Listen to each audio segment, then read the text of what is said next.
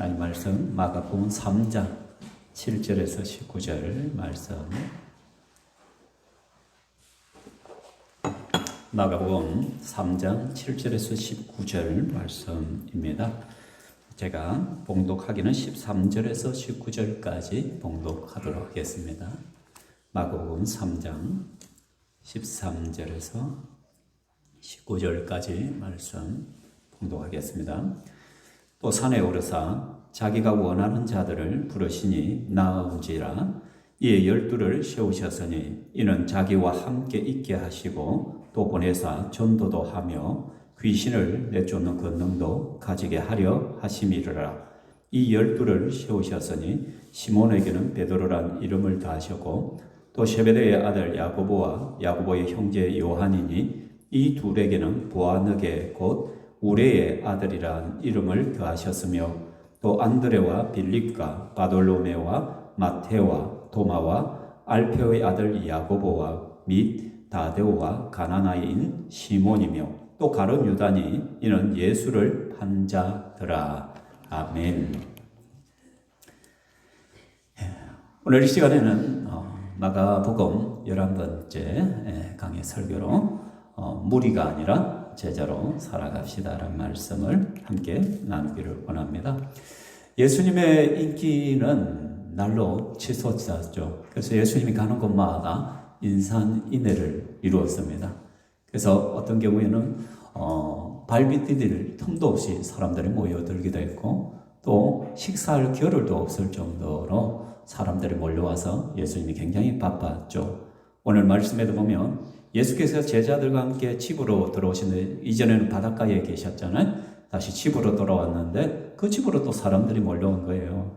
그래서 갈릴리에서 큰 무리가 바다로 지금 나가신 거죠. 제가 거꾸로 했습니다. 예. 예수께서 제자들과 바다로 나가니까 갈릴리에서 큰 무리가 났다. 지금 예수님의 지금 사역 지역은 갈릴리 지역이거든요. 갈릴리 중심으로 해서 가버나움을 핵심으로 해서 그 주에서 말씀을 전가하는데, 그러니까 가버나움은 갈릴리 도 안에 있는 도시였는데 예수님이 지금 가버나움에 있는데 갈릴리에 있는 많은 사람들이 다 왔다는 거예요. 갈릴리 도의 사람들이. 뿐만 아니라 유대와 예루살렘과 이두메와 요단강 건너편과 두로와 시돈 근처에서 많은 무리가 그가 하신 큰 일을 듣고 나왔다라고 표현합니다. 지도를 한번 가져와 보면은 길쭉하게 유다 이스라엘 지도가 있잖아요. 보면 갈릴리가 북쪽 지역에 있습니다. 갈릴리 가버나움 중심으로 해서 잘 안 보이시죠, 그죠? 어쨌든 저 위쪽에 갈릴리가 있습니다. 뿐만 아니라 유대는 남쪽에 있잖아요. 그리고 그 핵심 도시가 예루살렘입니다. 유대와 예루살렘이 저기서 왔다는 거예요. 지도상으로 보면 가깝지만은 그래도 상당한 거리입니다. 그죠? 그래서 북쪽 갈릴리의 가버나움에서 예수님이 지금 말씀을 전가하고 있는데 갈릴리 전체에서 많은 무리가 몰려왔고 또 유대와 예루살렘 남부에서 올라오고 또 어디냐면 이두메 지역. 이두메는 이스라엘 땅 더 아래쪽입니다. 유대 아래쪽에 이방 지역에서부터도 또 올라오고 있다는 것을 볼 수가 있습니다. 그리고 요단강 건너편은 또 요추 지역에 지금 현재 요르단 있는 나라 그 지역이죠. 거기서 일종의 베레아 지역이라 하는데 요단 건너편 거기에서도 예수님을 향하여 갈릴리로 올라오고 있다는 거예요. 또 두로와 시돈 근처라는 또 더 위쪽에 북쪽에 페니키아 지역이라고 하는데 그곳에서 그러니까 예수님의 소문을 듣고 그냥 막 곳곳에서 몰려오는 거예요, 사람들이. 그래서 여기 보면 큰 무리가 몰려왔고 또 많은 무리가 몰려왔다라고 말씀합니다. 그만큼 예수님께서는 인기가 높았다는 것을 알 수가 있습니다. 그런데 여기에 보면 중요한 것은 이들을 표현하기를 무리라고 표현을 하고 있다는 거예요. 무리들. 여러분, 무리들의 특징이 뭔지 아십니까? 무리의 특징은요, 자신들의 필요를 채우기 위해 예수께 나오는 자들이라는 것이죠. 예수께서 하신 큰 일을 듣고 저 사방에서 지금 동서남북에서 지금 예수님을 향하여 나오고 있는데 그들은 자신의 필요를 채우기 위해 주로 예수께서 하신 큰 일이 보면 치유 사역이거든요. 그러니까 예수님의 그런 치유 사역의 소문을 듣고는 예수님에게 가면은 내가 병 고침을 받을 수 있겠다, 치유를 받을 수 있겠다, 그런 소망과 열망을 가지고 지금 예수님께로 모여들었다는 것이죠. 그럼 무리의 특징은요, 그러니까 자기의 필요를 위하여 왔기 때문에 헌신이라든지 희생이라든지 사명은 없다는 거예요. 자기의 목적만 채우면 언제든지 떠날 수가 있는 사람들이라는 것이죠. 요즘 순례자의 삶 공부를 하고 있습니다. 목요일마다 또는 주일 오후에. 그래서 철로 역정 책을 가지고 우리가 보고 있는데 그거에 보면 두 마음이란 인물이 등장을 합니다. 이 두 마음이란 인물의 특징은 무엇이냐면 그 역말은 우리는 굳이 바람과 물살을 그르려 하지 않아요. 주님이 꽃신을 신고 계시는 동안은 늘 열심을 내서 신앙생활을 하지. 이렇게. 그러니까 이 두 마음의 특징은 뭐냐면 내게 예수님이 복을 주고 유익을 줄 때는 나는 예수님을 적극적으로 따른다는 거예요. 꽃신을 신고 갈 때는 나는 적극적으로 따르지만은 그러나 내 삶에 풍파가 생기고 어려움이 생기면 언제든지 떠날 수 있다란 생각을 가진. 그래서 철로 존 버녀는 그 이름을 두 마음이라고 그렇게 표현을 하고 있더라고요. 그죠? 그때 그 순례자의 삶 주인공이 크리스찬이 뭐라고 말하냐면 주님이 꽃신을 신고 계실 뿐만 아니라 다 해진 집신을 신고 있어도 그 곁을 지켜야 됩니다. 라고 말합니다. 여러분, 무리들의 특징은 주님이 꽃신만을 신고 갈 때만 따라다닌다는 거예요. 그러나 주님이 집신을 신고 가면은 따라가지 않는 것이란 거예요. 그러니까 무리들의 특징이 바로 그런 거예요. 주님께 나갈 때 복을 얻고 주님께서 내게 많은 필요들을 채워주실 때까지는 나는 예수님을 열심히 따르겠다. 그러나 이게 예수님이 아니다 싶으면 언제든지 뒤돌아갈 수가 있다. 마치 가룟 유다와 같이 예수님과 함께 다닐 때 돈주머니를 만지고 참 기분이 좋았단 말이에요. 근데 예수님이 이제 예루살렘에 가서 고난을 당하니 그런 소리를 들으니까 예수님을 배반하잖아요. 은산십에 예수님을 팔아 버리잖아요. 그죠? 그러니까 예수님께 그렇게 많은 사람들이 나왔지만 그들은 무리에 불과했다는 것이에요. 저는 우리 신평교회 성도들이 무리의 자리에 머물지 않기를 원합니다. 예수님께서 내게 복을 줄 때만, 예수님을 믿으면 좋은 일이 생길 때만 예수를 따르는 것이 아니라 고난이 오고 어려움이 오고 힘든 일이 있을지라도 주님을 꽉 붙들고 여러분 꽃신뿐만 아니라 집신을 신은 예수도 따라갈 수 있는 저와 여러분 되기를 주의 이름으로 축원합니다. 이 무리의 특징이 두 번째가 뭐냐면 예수님이 부르신 자들이 아니란 거예요. 자기 스스로 나왔다는 거예요. 자기가 선택해서. 예수님 당시에 사람들은 자기의 스승을 자기가 결정을 합니다. 저 사람에게 내가 배울 것이 있다 싶으면은 자기가 결정해서 그 스승에게 따라다니면서 돈을 주고 배우거든요. 그러니까 그들과는 다른 예수님께서는요, 오늘 이들과는 다른 무리와 또 다르게 예수님은 또 어떤 부류를 지금 부르시고 있는 장면을 볼 수가 있습니다. 그래서 두 번째 우리가 살펴본 것은 예수님은 자기가 원하는 자들을 제자로 부르셨다는 거예요. 무리들은 자기 욕심을 채우기 위해서, 자기의 필요를 채우기 위해서 예수님께 나왔잖아요. 예수님 부르신 것이 아니라 자기의 기분에 따라서, 자기의 결정을 따라서 예수님 따르면 내게 좋은 일이 많이 있을 거야. 그렇게 생각해서 스스로 결정하고 스스로 따르는 자들이라면 오늘 예수님께서 새롭게 세우는 12은 예수님께서 원하셔서, 그래서 오늘 13절, 14절 같이 읽어볼까요? 시작. 또 산에 오르사 자기가 원하는 자들을 부르시니 나온지라 이에 12를 세우셨으니, 여기까지 하겠습니다. 예수님께서 무리와는 다르게 12명을 세웠는데 이 12의 특징은 뭐냐면은 주님께서 부르신 제자의 특징은 뭐라고요? 자기가 원하는 자들이었다. 주님 마음에 원하는 자, 주님 마음에 딱 좋은 사람을 뽑았다는 거예요. 이게 중요한 거예요. 내가 주를 따른 것이 아니라 주님께서 일방적으로 나를 선택하시고 주님께서 그 마음에 원하셨다라는 것이에요. 누가복음에는 또 이 부분을 이렇게 설명합니다. 같이 읽어봐요. 시작.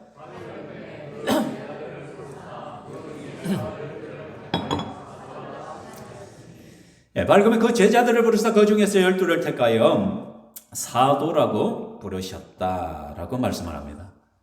여기서 우리가 생각하는 것은 두 개를 연결해서 설명하면 지금 예수님에게는 무리들도 있었고요. 또 제자들의 그룹이 있었어요.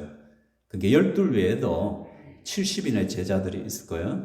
약간 그래도 무리와는 좀 다르게 예수를 따르는 그룹이 있었단 말이에요. 그런데 그 그룹들 중에 예수님께서 특별히 12를 따로 세웠다는 거예요. 12를. 그리고는 그들을 제자로도 부르셨지만 누가복음의 말씀에 의하면 그들을 뭐라고 불렀다? 사도라고 부르셨다. 그래서 우리가 예수님의 12 제자를 12 사도라고 말씀을 하고 있잖아요. 그렇죠? 그러니까 그러면 이 사도라는 명칭의 뜻이 뭐냐면은 아포스텔로스라고 해가지고 보내심을 받은 자라는 뜻이라는 거예요. 그러니까 주님께서 보낸 자라는 의미가 사도라는, 특별히 하나님께서 주 예수 그리스도께서 사명을 줘서 보내시는 자가 사도다. 근데 예수님께서는 그들을 12를 택하셔서 부르셨다 했잖아요. 콜링 하셨다는 거죠. 그러니까 부르신 것이, 부르심의 그 목적이 여기 또 나타나고 있는 것이죠. 이 부분은 뒤에서 한번 다룰 것이니까 일단 넘어가 보도록 하겠습니다. 어쨌든 예수님이 근데 이 12를 택하실 때 그냥 택하지 않았어요. 누가복음 6장 12절에 보면은 같이 읽어볼까 시작. 이때에 예수께서 기도하시러 산으로 가사 밤이 새도록 하나님께 기도하시고, 그리고 밝았을 때 12 제자를 부르시고 사도를 세우셨다. 그러니까 뭐냐면 예수님이 이 12명을 세우실 때 누가복음의 기록에 의하면 밤새 철하셨다는 거예요. 밤이 새도록 기도하셨다는 거예요. 자, 그렇다면 기도는 누구에게 하는 거예요? 하나님 아버지께. 예수님은 하나님의 아들로 이 땅에 와 계시죠. 그럼 예수님께서 하나님 아버지께 기도했다는 것은, 기도하고 그들을 선택했다는 것은 그 12는 누구의 뜻이란 거예요? 하나님의 뜻이란 거예요. 그러니까 마가복음에서 예수님이 원하시는 12를 세웠다고 했는데 더 확장되어서 누가복음에 가면 결국은 이 12는 예수님의 마음에 드는 사람일 뿐만 아니라 누구의 마음에 드는 사람? 하나님의 마음에 드는 사람이었다라는 것을 알죠. 그러니까 예수님께서 부르신 그 12는요, 하나님이 원하셔서 부르신 거예요. 예수님이 원하셔서 부르셨다는 거예요. 우리는 이런 질문을 해요. 예수님, 왜 이런 자들을 뽑으셨습니까? 왜 이런 자들을 부르셨습니까? 라고 말할 수가 있는 것이에요. 또 나를 향해서도 예수님, 왜 나를 부르셨어요? 라고 질문을 할 수가 있는 것이라는 거예요. 그 예수님이 그렇게 원하셔서 세운 사람들을 몇 명을 한번 보자는 거예요. 오늘 말씀해 보면 시몬이라는 사람이 있잖아요. 예수님께서 시몬을 부르시고 그의 별명을 베드로라고 붙여주셨어요. 그렇죠? 반석이라고. 근데 시몬은 정말 반석 같지 않은 사람이에요. 그런데 예수님께서 시몬을 불러서 반석이라고 이름을 붙여준 게 베드로라고 붙여주는 거예요. 그러면서 믿어주시는 거죠. 그리고 안드레를 부르셔요. 그의 형제. 세베대의 아들 야고보와 요한을 불러요. 야고보와 요한의 별명이 뭐예요? 보아너게. 예수님께서 보아너게라고 말해요. 보아너게는 뭐예요? 우레의 아들 천둥. 우스갯소리에서 번개돌이에요. 번개돌이가 바로 보아너게. 그렇죠? 무슨 말이에요? 그들의 성질머리가 더러웠다는 거예요. 성질이 급했다는 거예요. 그들이 막 이야기를 하면, 또 우리가 대화를 하다 보면은 목소리가 큰 사람들이 좀 있죠, 그죠? 그래서 막 큰 소리부터 내지르는 사람들 있잖아요, 그죠? 막 그런 사람같이 야고보와 요한이 막 목소리도 크고 성질도 불같고 막 그런 존재인데 예수님께서 이 보아너게를 부른 거예요. 그런데 이 보아너게에 여러분 그 별명을 누가 지었다고요? 예수님이 지었어요. 좀 그렇잖아요. 이왕 별명을 지어주려면 좋은 별명을 지어줘야 되는데 이 뭐고? 번개돌이가 뭐고? 우리의 아들이 대체 뭐고? 아무리 성질이 더럽다고 해도 그런 말 들으면 기분 좋아요, 안 좋아요? 안 좋잖아요, 솔직히. 그죠? 근데요, 여기 보아너게란 뜻에 또 의미가 하나 더 숨어 있어요. 유대인들의 유대 그런 기록들에 보면은 이것을 갖다가 하나님의 메시지를 전달하는 천사를 표현할 때 보아너게, 우레, 번개. 그렇게 우레와 번개는 하나님의 메시지를 전하는 사람이다. 그런 의미들이 있어요. 무슨 말이냐면 너희들이 지금은 성질이 개떡같지만 번개돌이고 우레와 같이 그렇지만 앞으로 내가 너희들을 변화시켜서 진짜 보아너게가 되게 하나님의 말씀을 번개처럼 우레처럼 증거하는 자로 세울 거야. 그런 의미가 그 속에 숨어 있는 것이죠. 놀랍죠, 그죠? 참 은혜롭잖아요, 그죠? 그리고 빌립을 부르시고 바돌로메는 요한복에는 나다나엘이 바돌로메, 그리고 마태, 레위라고도 하죠.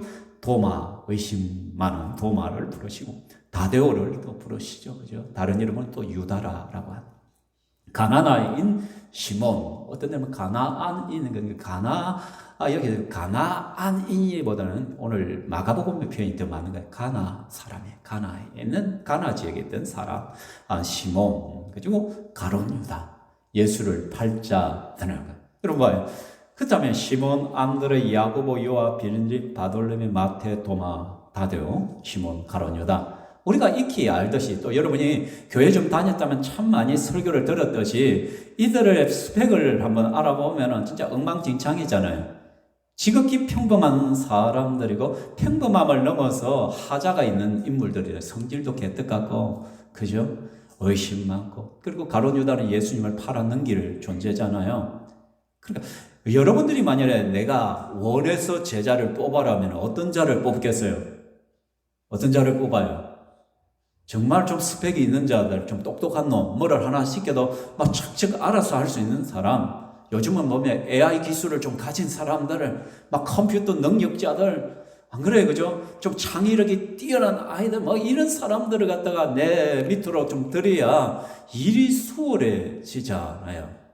맞잖아요, 그죠? 맞아요. 요즘 어렸을 때 보면은, 요즘은 우리 아이들이 맨날 스마트폰만 들고 노는 그런데, 이전에 우리 아이들에게 놀 때는 뭐예요? 주로 보면은 뭐예요? 진놀이 압니까? 그 다음에 또 뭐합니까? 그 오징어 게임 그런 것도 하고, 그 다음에 술래잡기도 하고, 그 다음에 축구도 차고, 막 그렇게 또 축구도 하고, 그죠? 그런 걸 할 때 보면은 가위바위보 해가 한 명씩 뽑잖아요, 그죠? 가위바위보 해가지고 한 명씩 야, 누구 선택가 맨 마지막에 남는 놈들은 누구예요? 자살골 넣는 놈들. 아무 도움이 되지 않는 아들은 맨날 뒤에 남아. 좀 능력 있는 자보다 제일 먼저 빠져요. 여러분, 노동시장도 가보면, 그래, 인력시장에 가도 딱 보면은, 사람들 뽑아갈 때 어떤 사람 보면 딱 보고 눈빛이 빠득빠득하고 덩치 좀 있고, 우리 강봉균 집사 같은 바로 1순위로 바로 뽑아가는데, 저같이 후대만 머무르가지고 이런 사람 데려가면 일도 못해. 제가 여기 우리 교회 청소한다고 여기 해보니까 의자 내리고 하니까 우리 장로님이 저보다 연세가 10살 이상 많잖아요. 그죠? 그 정도잖아요. 그런데 장로님은 9살이면 어쨌든 무거운 거를 팍 들고 하는데 저는 장로님보다 가벼운 거 들어가요. 제가 체력이 제일 약한 거예요. 체력이 제일 약한 보면 오늘도 오후 예배 후에 이거 다 내릴 텐데, 그러니까 아예 우리 집사님들은 그냥 저 보면은 목사님 그거 하지 마시고 목사님 그냥 간단한 거 하시라고, 위험한 거 하지 말라고, 저를 아예 열애시키더라고. 바로 이건 거예요. 좀 도움이 될 수 있는 사람을 뽑아야 된단 말이에요. 근데 예수님께서 왜 이런 사람들을 뽑았냐가 참 기가 막히잖아요, 그죠? 그래서 어떤 책에 보니까 그렇더라고요. 예수님의 12제자를 대기업 인사 사람들 뽑을 때 그 프로그램을 넣어봤대. 예수님의 12제자들을 갖다가 대기업 입사 테스팅 할 수 있는 그 프로그램에다가 12제자를 딱 입력을 하면 어떤 결과가 나오냐면 컴퓨터에서 답변을 이렇게 한대요. 뭐라고요? 이들은 모두 자격 미달입니다. 학력이 너무 낮고 경험도 너무 부족합니다. 이들은 공동체의 개념이 없고 협조 정신이 약하여 경영 관리로부터 부적합합니다. 이런 컴퓨터 대답이 나온대요. 물론 실제 그렇게 했어요. 그죠? 일종의 한번 해보는 거죠. 그죠? 그러면서 기아가 추천한 12명 가운데 그나마 긍정적인 대답을 들을 수 있는 사람은 누구라고요? 가룟 유다. 유다 한 사람만 남기고 나머지 11사람은 다시 찾아보실 것을 금고하는 바입니다. 이렇게 하는 거예요. 참 그런 거예요. 진짜 여러분 대기업에서 뽑을 수 있는 사람이 한 명도 없었다는 거예요. 우리가 알듯이 그나마 가룟 유다가 좀 자격이 있었는데 어떻게 가룟 유다는 나중에 예수님 뒤통수 치고 예수님 팔아먹잖아요. 그죠? 좀 똑똑하다는 놈이. 그래서 너무나도 평범한 사람이요. 하자가 있는 사람들이요.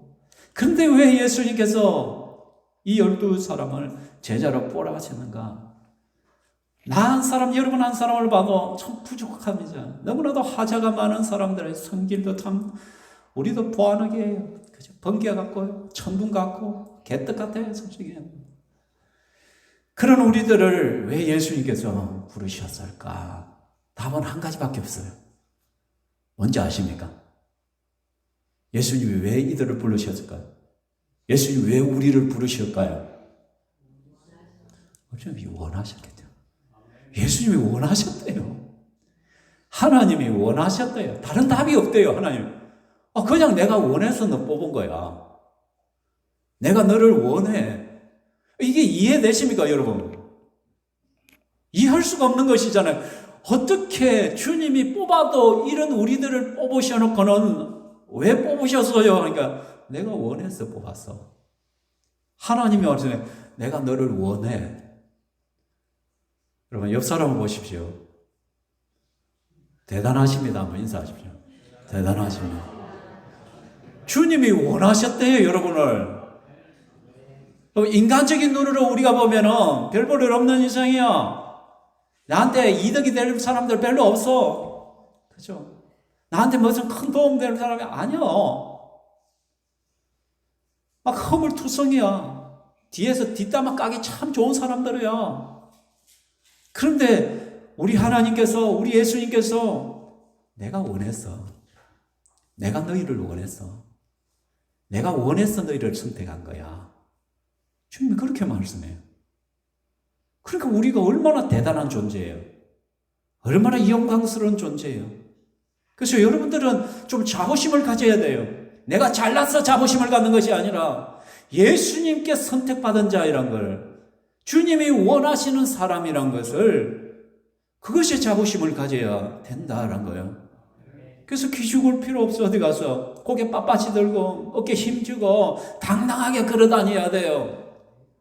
그래서 세상 사람들, 야, 저는 뭐가 저렇게 당당하게 저러냐. 내가 볼 때 별 볼 일도 없는 애인데, 가진 것도 없고, 내보다 잘난 거 하나도 없는데, 뭐가 저렇게 당당해? 왜 우리가 당당해요? 하나님이 원하셔. 그 저번에 드라마 폭삭 쏘가수다? 그게 보면은 막 그 배의 선장에 막 확시 하면서 막 무시하는 사람이 나와요. 그죠? 막, 그죠? 근데 그 부분은 너무 당당한 거라. 죄송합니다. 드라마 안 본 사람한테 이 이야기를 하니까. 웬만한 사람은 보셨을 까 믿습니다. 너무 당당한 거라. 그렇게 맨날 그 사람이 막 무시하다가도, 저는 뭐가 저렇게 당당한 거야. 내보다 무슨 내 밑에서 뱃사공인을 하고, 내 밑에 있던 나는 선장이고, 나는 돈도 많고, 가진 것도 많고, 막 그런데 지는 지지리도 가난하고 가진 것도 없으면서 왜 저리 당당해? 라고 말하고. 예수 믿는 우리들이 그래요. 예수 믿는. 쟤는 가진 것들이 없는데, 잘난 것이 없는데, 뭐 저리 당당하지? 당당한 이유가 있단 말이에요, 우리는. 하나님이 나를 원하셨다라고 하잖아. 예수님이 나를 원하셨다라고 하잖아. 그러면 끝이잖아요. 그럼 끝이잖아요. 그렇잖아요, 그죠? 변변치 못한 사람이 나를 원했다는 것이 아니라 우주의 주인이신, 만왕의 왕이신 하나님이 그 천지의 주인 되시는 하나님이, 온 우주의 왕이신 하나님이 나를 원하셨다라고 하잖아요. 나를 사랑한다잖아. 그러니 우리가 당당하지 않을 이유가 있습니까? 이유가 있어요. 그렇다면 예수님은 이런 12를 왜 부르셨느냐? 같이 읽겠습니다. 시작. 이에 12를 세우셨으니 이는 자기와 함께 있게 하시고 또 보내사 전도도 하며 귀신을 내쫓는 권능도 가지게 하려 하심이라. 우리 예수님께서 이런 사람들, 주님이 원해서 부르신 사람, 그들을 왜 부르셨는가? 첫 번째로 뭐냐면 자기와 함께 있게 하시기 위해서라고 말한 거예요. 우리가 그러면 사람을 고용하고 사람을 부를 때는 여러분 뭐 하기 위해서 불어요? 일 시키려고 그러죠. 일 시키려고 부르죠. 일 시키려고 불러요. 근데 예수님께서요, 이 12제자를 부르신 첫 번째 목적이 뭐냐면 일이 아니란 거예요. 사역이 아니라 주님과 함께 하는 것이 중요한, 내가 너와 함께 하고 싶어서 부르셨다라고 말씀합니다. 내가 너와 함께. 여러분, 결혼을 왜 해요? 밥하기도 싫고 빨래하기도 싫은데 결혼해가지고 아내가 밥하고 빨래 시키려고 결혼한다. 그거 당장 이혼해야 돼, 그런 사람. 맞죠, 그죠? 아이고, 내 이제 직장 생활 하기도, 일하기도 싫은데 그냥 좋은 남편 만나가지고 나 집에서 그냥 놀란다. 그런 목적을 가지고 결혼한다면 빨리 갈라서야 되겠죠. 그죠? 맞죠? 혹시 그런 마음으로 하는 사람이 있습니까? 아니잖아요. 왜 결혼을 해요? 함께 하고 싶어서. 함께 있으려고. 함께 오랜 시간을 가지려고 하는 것이잖아요. 아니에요? 혹시 다른 목적이 있습니까? 나는 남편하고 아내하고 같이 있으면 나 진들머리에서 못한다. 나 떨어져 있어야 돼. 멀리 떨어져 있어야 돼. 라고 생각합니까? 박차돌 집사님. 그죠? 떨어져 살잖아요. 좋습니까? 이번에 연휴가 길어가 한 4일 같이 있으니까 좋죠? 그죠?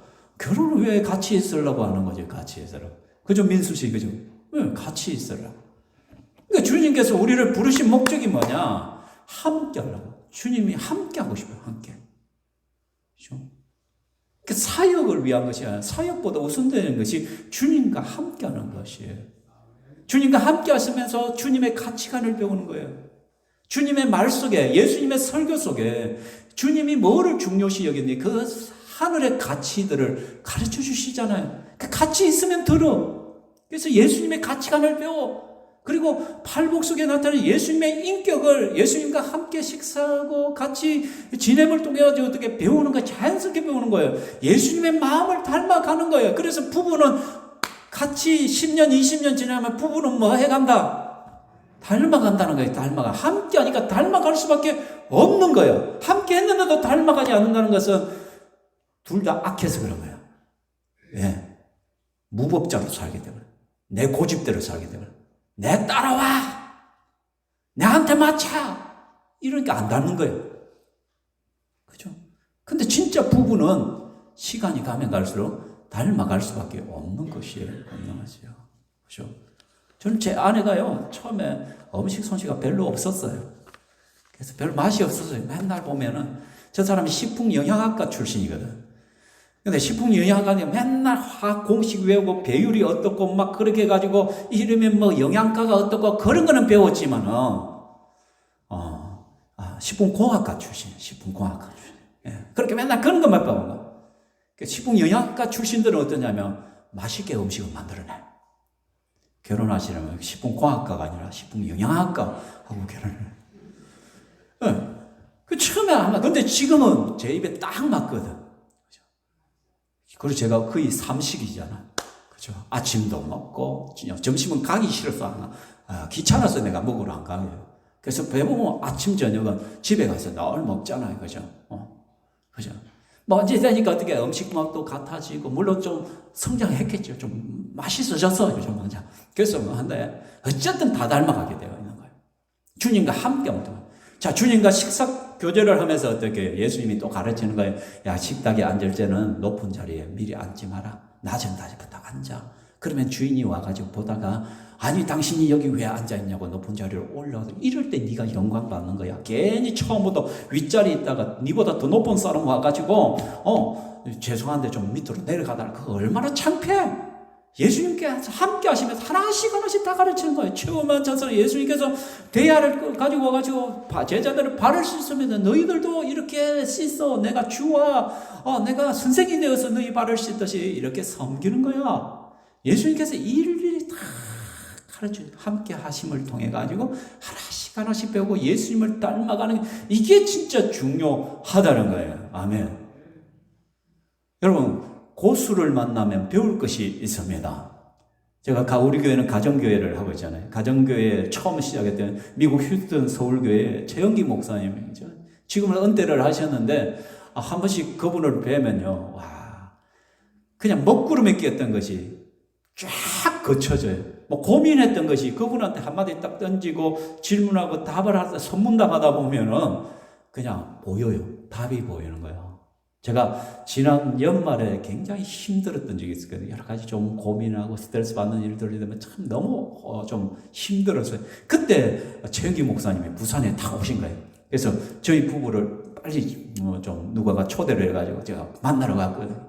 이분과 같이 식사 교제를 하면서 물론 뭐 한 20명 모여 같이 하는데 하나씩 질문을 던지라 하더라고요. 그래서 제가 고민하고 막 힘들어하던 것들 한 가지 탁 던졌는데 목사님 말씀을 대답 한마디 탁 해주는데 선명해져. 그 순간 답을 얻어. 그래서 제가 야 대가는 대가다. 야 선명해져. 명확해. 새로운 시야가 열리는. 그러니까 주님과 그들이 3년 동안 함께 했다면 여러분 어떻게 했어요? 완전히 변화갈 수밖에 없는 것이에요. 그렇죠? 그래서 주님과 깊은 만남을 통해 우리는 주님으로부터 계속적으로 공급을 받아야 되는 거예요. 그래서 일보다 관계가 더 중요한 것이에요. 그래서 여러분 주님과의 만남의 시간들을 좀 많이 가지십시오. 여러분 좀 기도의 시간을 좀 늘려가십시오. 새벽에 또 기도하시고 개인 기도도 하시고 예배를 빼먹지 말고 예배를 중요하게 공예배에 최선을 다해서 예배를 참석해서 말씀을 보았고 뿐만 아니라 여러분 말씀 묵상을 좀 많이 합시오. 그게 지금 우리가 주님과 함께하는 그밖에 없잖아요. 하나님 주님께서 우리에게 남겨주신 이 성경의 말씀을 통하여 주님과 가까워지고 기도의 자리로 나가서 주님과 가까워지고 설교를 통해서 또 예배를 통하여 주님과 가까워지고 그런 시간들을 우리가 계속 가져야 예수를 닮아가는 거예요. 그래서 하나님과의 깊은 관계가 좋아지면 사람과의 관계도 좋아질 수 있는 거야. 그렇죠? 그리고 예수님께서 우리를 부르시는 두 번째 제자들을 부르신 이유가 뭐냐? 보내기 위해서 부르셨다는 거예요. 핵심은 결국 전도에 영원하여 제자 삼는 이 사명을 위해서 부르셨다는 거예요. 귀신을 쫓아내는 능력도 주시기 위해 부르셨다는 건 이건 저는 부수적으로 주어지는 거예요. 우리가 복음을 위하여 살기를 하고요. 복음의 현장에 들어갔을 때 주님의 말씀에 순종하여 복음을 전가할 때요. 악한 권세가 예수 이름으로 떠나는 경우들을 보게 되어져요. 그래서 뭐 하나님의 능력을 좀 체험하고 싶으면 전도해야 돼요. 여러분. 전도할 때 여러분 기도하면 기도 응답이 빨리빨리 와요. 전도하면서 병자를 위하여 기도할 때 병자들이 빨리 나와요. 전도하면서 기도할 때 귀신 축사를 하면 귀신이 떠날 확률이 훨씬 더 높아요. 왜? 주님은 영혼 구원을 위해 이런 능력들을 주시기 때문이란 거예요. 예수님께서는 주님과 깊은 관계, 주님과 함께 하기 위해서 부르시고 그 다음에는 이제는 파송하기 위해서 부르신 거예요. 그러니까 주님이 우리를 부르시는 목적은요. 두 가지가 함께 하고 그리고는 파송하기 위해서 부르신 거예요. 그럼 가정교회에 보면은 가정교회 그 목적 선언문에 사명 선언문에 보면 네 번째 이렇게 말을 같이 읽어봅시다. 지식 전달보다는 능력 배양에, 교실 교육보다는 현장 실습에, 말로 가르치기보다는 행동으로 보여주는 방법을 제자 훈련의 방법으로 선호합니다. 이것이 예수님의 방법이라고 믿기 때문이며 마가복음 3장 14절 15절을 바탕으로 해서 이 사명 선언문을 만들었거든요. 그 예수님은 이런 식으로 늘 제자 훈련을 시켰다는 거예요. 지식 전달에 대한 능력을 배양시키는, 함께 전도하고 함께 함을 통해서 보여줌으로써 실습을 시키는 거예요. 교실 교육이 아니라 예수님이 제자들을 끌고 다니면서 다 가르쳐 주는 거예요. 현장 실습을 하고 말로 가르치는 거 아니라 행동으로 보여주는 거예요. 예수님께서 친히 섬김을 가르쳐 주고 싶을 때는 예수님께서 친히 어떻게 해요? 대야를 가지고 와서 제자들 발을 씻기면서 행동으로 보여주는 거예요. 기도를 가르칠 때 예수님께서 밤을 쉬어서 기도하는 모습을 보여주는 거예요. 새벽 미명에 일어나서 기도하는 모습을 예수님이 보여주셨다는 거예요. 영혼 구원을 위해 어떻게 해야 되냐? 밥 먹을 겨를도 없을 정도로 예수님은 오는 사람들을 맞이하고 그들에게 천국 복음을 전거했단 말이에요. 그 예수님의 영혼을 불쌍히 여기는 마음, 긍휼히 여기는 마음, 그 모든 것을 주님과 함께하면서 그들은 배웠단 말이에요. 그렇죠? 왜 이렇게 하시냐? 제자들이 그것을 통하여 훈련되어서 주님과 똑같은 삶을 살아갈 수 있도록 파송하기 위해서 그래서 마가복음 6장 7절에 보면은 12제자를 부르사 둘씩 보내시며 더러운 귀신을 제어하는 권능을 주시고, 예수님이 부르심의 목적이 분명히 함께 있게 하시고 보내사 전도도 하게 하시고 귀신을 내어줄 수 있는 능력을 주기 위해서 부르셨다라고 하잖아요. 그게 지금 3장에 있을 거예요. 6장에 딱 가자마자 이게 실제적으로 일어나고 있는 것을 기록하고 있단 말이에요. 예수님께서 12제자들 부르시고는 그들을 보내셔요. 파송을 하죠. 뭐 하라고? 복음 전하고 파송을 하죠. 그러니까 어떻게? 더러운 귀신을 제어하는 능력을 주시고, 복음과 함께 이 능력이 나타나도록 하시더란 거예요. 그래서 또 12, 13절에 보면 제자들이 나가서 회개하라, 전파하고 많은 귀신을 쫓아내며 많은 병자에게 기름을 발라 고치더라. 예수님과 같이 있음을 통해서, 능력 배양을 통해서 이제는 파송을 따라 순종하게 나가니까 어떻게? 그들이 입술을 회개하라, 전파하니까 많은 귀신이 쫓겨나가더라. 많은 병자의 기름을 고침을 받더라 라고 말씀합니다. 그러니까 여러분, 결국은 주님의 부르심은 뭐를 위한 것이라? 보내심을 위한 거예요. 그러니까 주님의 부르심 자체가 보내심이에요, 실제로. 왜? 아까 전에 예수님이 12제자를 치우면서 다른 말로 명칭을 뭐로 했다고요? 아포스톨로스로 했어요. 아포스톨, 보냄을 받은 자라고. 사도를 세운다는 그 자체가 뭐예요? 너희는 사도야 이름을 줄 때는 뭐냐면 너희는 보냄을 받은 자예요. 예수님께서 12를 택하시고 부르셨는데 이름을 아포스톨로스라고 했어요. 보냄을 받은 자라. 너희는 부름과 동시에 보냄을 받은 자라는 거예요. 보냄을 받은 자. 그리고 우리 한글 개정판에는 그 뒷부분이 빼는데 세 번역을 보면요, 이 부분을 뭐라고 했냐면 14절, 마가복음 3장 14절에 보면 더 있어요. 뭐냐면 12를 세우시고 그들을 또한 사도라고 이름하셨다. 혹시 세 번역 성경 가지고 있는 성경 보면 이 부분이 더 있어요. 그들을 또한 사도라고 이름하셨다라고 표현합니다. 같은 마가복음인데도 번역에 따라서, 근데 세 번역은 가장 원어적으로 번역을 잘했다는 번역이거든. 그러면 이게 더 정확한 거예요. 12를 세우시고 그들을 또한 사도라고 이름하셨다. 그러니까 예수님은 이 12를 부르시는 그 순간에 이미 사도라고 함으로써 너희들은 보냄을 받은 자다라고 말합니다. 그러므로 저와 여러분은 이미 예수님께 부름을 받은 자들입니다. 그럼 우리는 또한 아포스톨로스의 삶을 살아요. 우리는 사도가 아닙니다. 근데 사도적인 삶을 살아야 될 의무가 우리 속에 있는 거예요. 그 사도적인 삶이란 보냄을 받은 자로서 살아가는 것이란 것이죠. 그래서 여러분은 이번 한 주간 살아가면서 보냄 받은 자의 삶을 살아야 돼요. 보냄을 받은 자, 주님께서 왜 뭐 하기 위해 보내신다 했어요? 전도하도록 보내신다.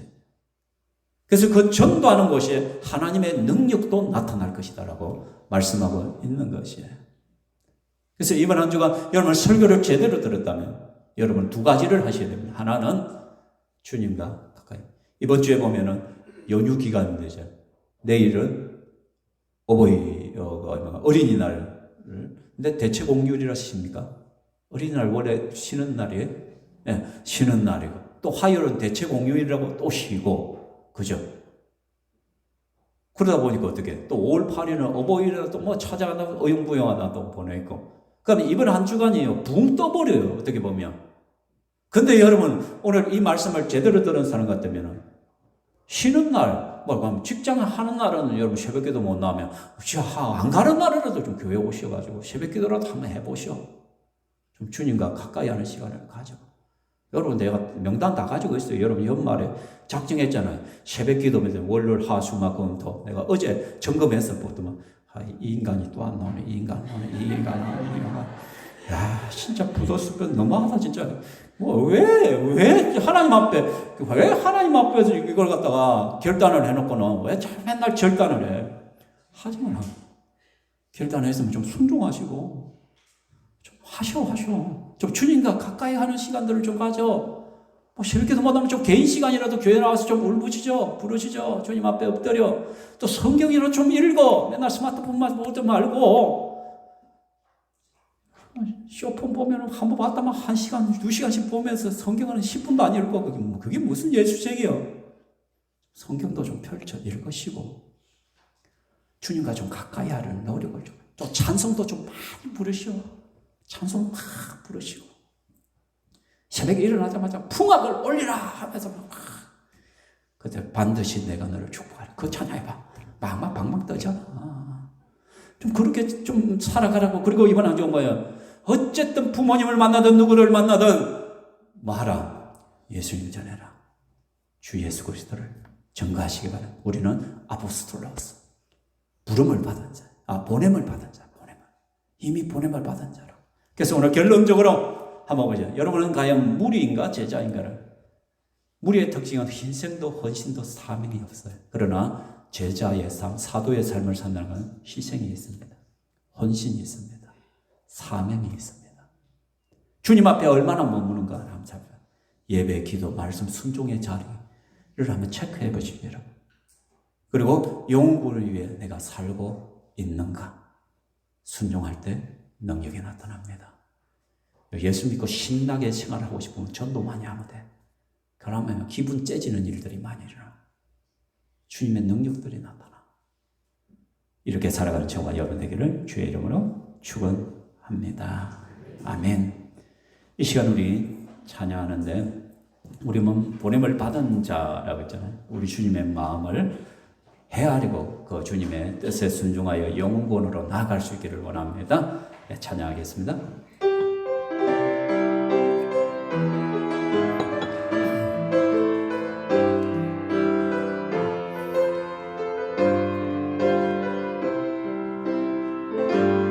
아버지 당신의 마음이 있는 곳에 나의 마음이 있기를 원해요. 아버지 당신의 눈물이 고인 곳에 나의 눈물이 고이기 원해요. 아버지 당신이 바라보는 영혼에게 나의 두 눈이 향하길 원해요. 아버지 당신이 울고 있는 어두운 땅에 나의 두 발이 향하길 원해요. 나의 마음이 아버지의 마음 알아. 내 모든 뜻 아버지의 뜻이 낼 수 있기를 나의 온몸이 아버지의 마음 알아. 내 모든 삶 당신의 삶 되기를. 아멘. 이 시간 한번 기도합시다. 나는 무리의 삶을 사는가 제자의 삶을 사는가, 희생과 헌신과 사명이 있는가, 주님 앞에 내가 얼마나 머물고 있는가. 부족하다면 회개하시고 주님 결단하시기 바랍니다. 영혼구원을 위해 살고 있습니까? 여러분 순종합시다. 이번 한 주가 어쨌든 영혼구원을 위하여 복음 전하기 위하여 발붙이는 저희들이 되기를 원합니다. 같이 한번 기도하며 나아가겠습니다. 살아계신 하나님 아버지 감사합니다. 이 시간 주의 말씀을 붙들고 기도하며 나아갑니다. 우리는 예수 그리스도 안에서의 제자의 삶을 살아가기를 원합니다.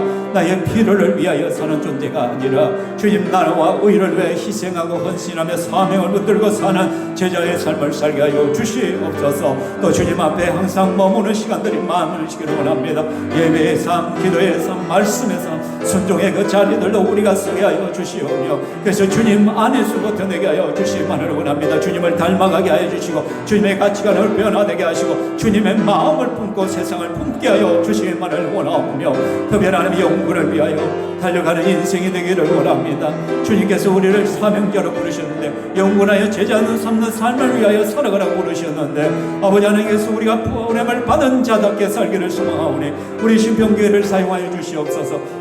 저들을 붙들어 주시옵소서. 어떤 환경과 상황 속에서 예수님을 전하기 위하여 예수님을 증거하기 위하여 그렇게 살아가는 우리의 삶이 될 수 있도록 이끄시고 인도하여 주시옵니다. 약할 때 강함 되시는 우리 하나님께서 붙드시고 주의 능력으로 주의 말씀으로 붙드시고 우리를 쓸까요 주시옵소서. 그래서 매주마다 새로운 영혼이 주님 앞에 나오는 역사들을 있게 하시고 또 하나님 그 구원의 역사 속에 하나님 전도의 능력이 나타나게 하시고 하나님 악한 사단의 권세들이 떠나가며 질병이 치유되는 놀라운 일들을 있게 하여 주시옵소서. 하나님, 이 시간 우리 사랑하는 성도들이 주의 말씀을 붙들고 말씀 앞에 자신을 세웁니다. 하나님, 우리는 나의 필요를 위해 주님 앞에 나오는 그런 무리의 삶이 아니라 주님 나라와 의를 위하여 희생과 헌신과 사명이 있는 제자로서의 삶을 살아갈 수 있도록 이끌어 주시옵소서. 주님 앞에 또한 우리가 먼저 머물기를 원합니다. 내게는 능력이 없기에, 내게는 힘이 없기에 주님 앞에 더욱더 엎드립니다. 예배의 자리로 나오며 기도의 자리로 나오며 말씀의 자리로 나오며 그 순종의 자리로 내려가서 주님과 함께하기를 원합니다. 주님을 점점 더 닮아가기를 원합니다. 주님의 마음을 품을 수 있기를 소망합니다. 한 영혼을 한 긍휼히 여기는 마음, 불쌍히 여기는 마음이 우리 속에 일어나게 하여 주시옵소서. 그래서 영원하여 제자 삼는 이 사명을 이루는 신평교회가 되게 하여 주시옵소서. 이번 한 주간 많은 사람들을 만날 텐데 그들에게 어쨌든 기회를 타서 주님을 증거하게 하시고 그래서 우리를 통하여 매주마다 새로운 영혼이 이 자리로 나올 수 있도록 하나님께서 복을 더하여 주시옵소서. 5월 가정의 달을 맞이하여 각 가정들마다 예수 잘 믿는 복이 나타나게 하시고 영육의 강건함의 복이 나타나게 하여 주시기만을 원하옵나이다. 그리고 저희들의 직장 생활이 하나님의 복을 누리게 하여 주시고 하나님 축복의 통로가 되게 하여 주시고 물질적으로 어렵지 않도록 때를 따라 주님께서 공급하여 주시옵소서. 이 시간 하나님 앞에 귀한 것을 올려드립니다. 이 헌물이 있을 때마다 하나님 나라가 확정되고 주님의 의가 드러날 수 있게 하시고 영원 구원의 역사가 일어나게 하여 주시옵소서. 영광 받으실 삼위 하나님을 찬양합니다. 예수님의 이름으로 기도하옵나이다. 아멘. 주 예수 그리스도의 은혜와 하나님의 사랑과 성령 하나님의 교통이 일하시니 이 자리에 함께한 주의 건축들 머리 위에 영원토록 있을지어다.